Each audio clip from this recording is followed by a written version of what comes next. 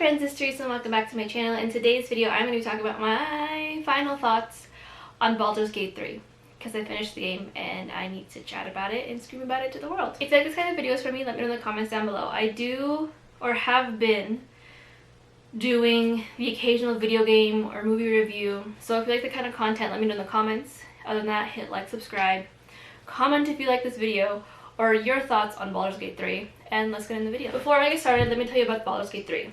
You are creating your own character in this open world turn-based video game. You have been captured by an Illithid who is a Cthulhuan looking, mind flayer looking motherfucker over here. And you have been given an Illithid like spawn in your eye that turns you into an Illithid within 3 days. So you and the other people who have been kidnapped and given this Illithid spawn have 3 days to figure out what's going on before you turn into a mind flayer such as this guy. And naturally, because it's a D&D campaign, it goes haywire, goes absolutely balls to the walls insane, and then you're saving the world.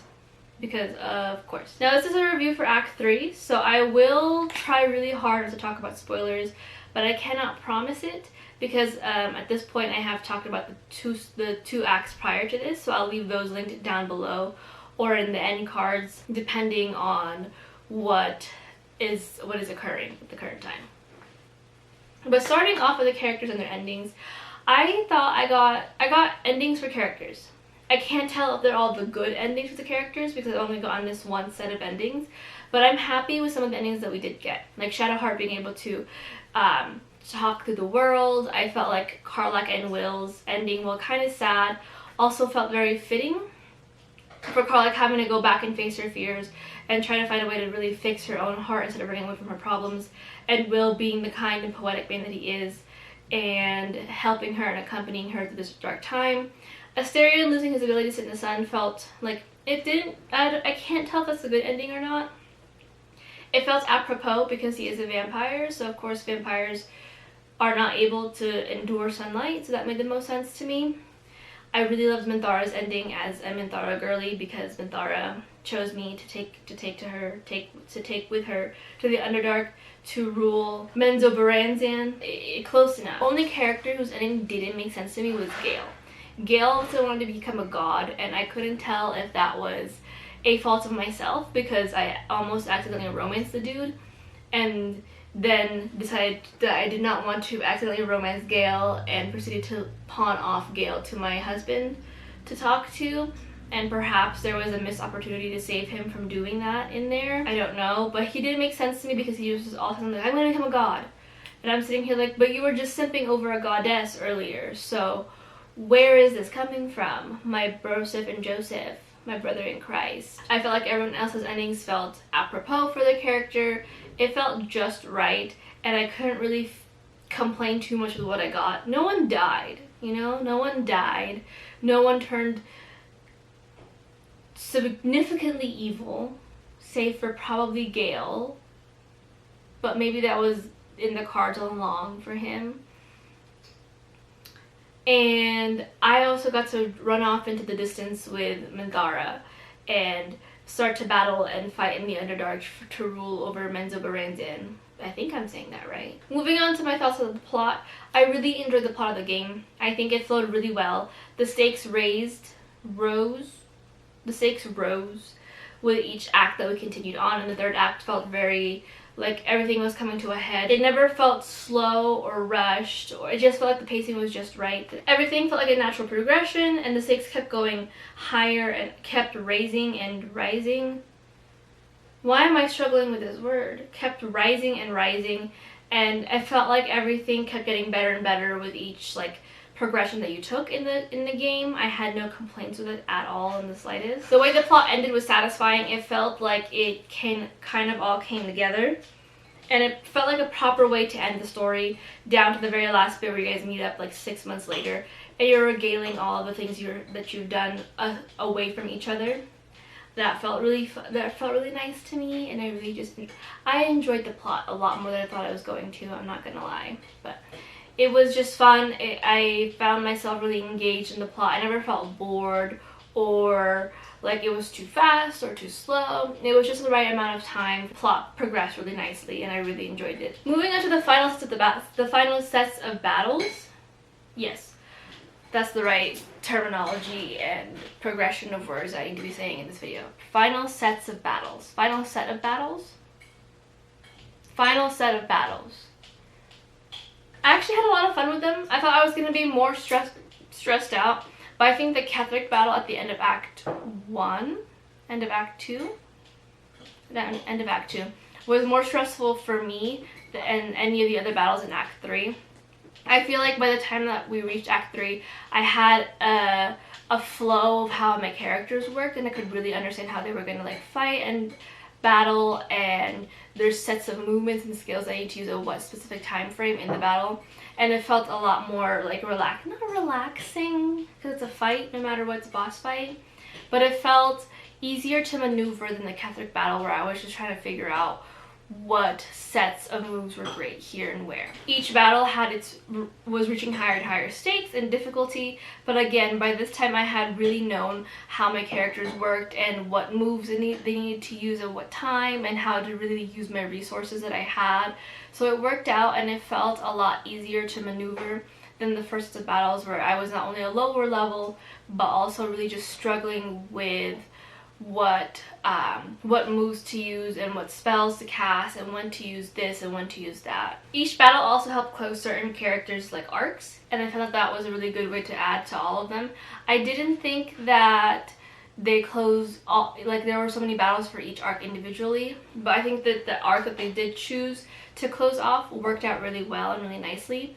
I like seeing Karlach's reaction, Astarion's reaction, even Mintharo's reaction when we defeated Orin. It felt just right, if I'm not gonna lie, the way that everything really culminated and came together and just wrapped up. I wish I had more battles. Like I wanted to see like Zariel or like the Shar battles, or like see Shar battle a god. I wanted to battle a god. That's the only thing I wish I had gotten, because I know Lae'zel's whole thing is to eventually like overthrow the god, and I wish I had gotten that battle and I wanted that fight. I wanted to be able to fight a god. That's my only complaint, that I didn't fight a god. I fought god adjacent people, but I did not fight god themselves, which is really unfortunate, which I feel like is a cornerstone of D&D, because who are you if you do not fight a god in one campaign at least? It felt almost bittersweet to see how each character handled closing out this chapter in their lives. Like, I don't think any of them had a positive reaction or an overtly positive reaction. Karlach had to go take a walk, Astarion had to go take a walk, Minthara was the only one who maybe had a normal reaction, but even then she was like, I got my revenge. I don't know how to feel. Moving on to the gameplay and playability. So I did talk to my friend about this as I was playing through Act, I think 2 or 3 after my Karlach fall apart. And while I think this game is a great entrance into D&D, I do not think this is a great entrance into video games in general. I think that if you're playing video games and you are not because I am not an open world person. Like I despise open worlds. I like linear. I like a story I can follow with quests that branch off and bring back together. And I feel like if you are not an open world person and it's not your thing, you're probably going to struggle with this game quite a bit.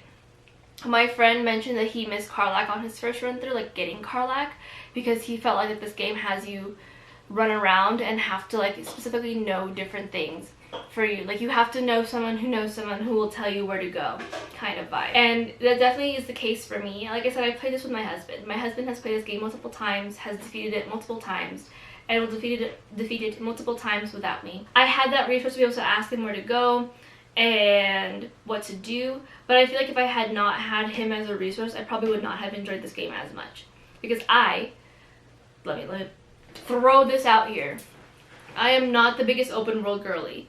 Like I can play an open world, I've done it before, I've played Assassin's Creed, I've played Final Fantasy 15 where I just switched to an open world concept, or it is an open world concept in the first half, so I can do it. But I always feel like I'm missing something, or I forget something, or that I lack something by the time that I get to this open world concept. So I feel like if you are like me, you're probably going to struggle a little bit and you might not have as much fun with the game as you can. But if you are a very strong open world player, you love a good open world concept, you vibe with having to wander and get lost and talk to every single freaking person available on the map, then you'll probably have a good time. But I am impatient and I just wanted to get straight to the story. So I can see why an open world concept would be kind of a bit of a struggle to someone. Moving on to my overall thoughts and would I recommend the game. I really love this game. Like, again, I had the opportunity and the privilege of having my partner be a resource and kind of help me maneuver throughout this game, but I really enjoyed it. I can see why this series is so beloved. I can see why this game is so beloved. I could tell there's a lot of love that the creators put into this game in terms of TTRPGs and creating that like turn-based aspect and making it really feel like a D&D game while also keeping that video game aspect and not losing out on the fluidity the video games tend to have, that sometimes like an improv, or the rigidity that some video games tend to have versus an improv TTRPG where everything is like open world in a sense. Highly recommend it. Again, if you are more of a like linear kind of video game player, then probably, I'm not gonna say I recommend a guide, but would recommend probably having a guide loosely next to you, just so you can grab all the nuances that you need to grab the first playthrough, or maybe play it without a guide the first time through and then come back and replay with a guide to be able to grab all the nuances and the things that you're missing in this playthrough. But highly recommend it. It's a fun game. It's a truly fun game, and I can tell from all the BG3 things that are popping up on my timeline now how beloved this game is, and I can completely see why. You will never, I don't think you'll ever get bored playing this game or replaying this game, because every single time you can play it completely differently than how you played it before, and every time every outcome is going to be different, which I think I really love about this game too. It felt very D&D in its core. But that is it for my thoughts on Baldur's Gate 3. If you guys like this kind of videos and want me to do more Baldur's Gate 3 related stuff, let me know in the comments. But until next time, hit like, subscribe, and comment, and I'll talk to you guys in the next video. Stay safe. Bye.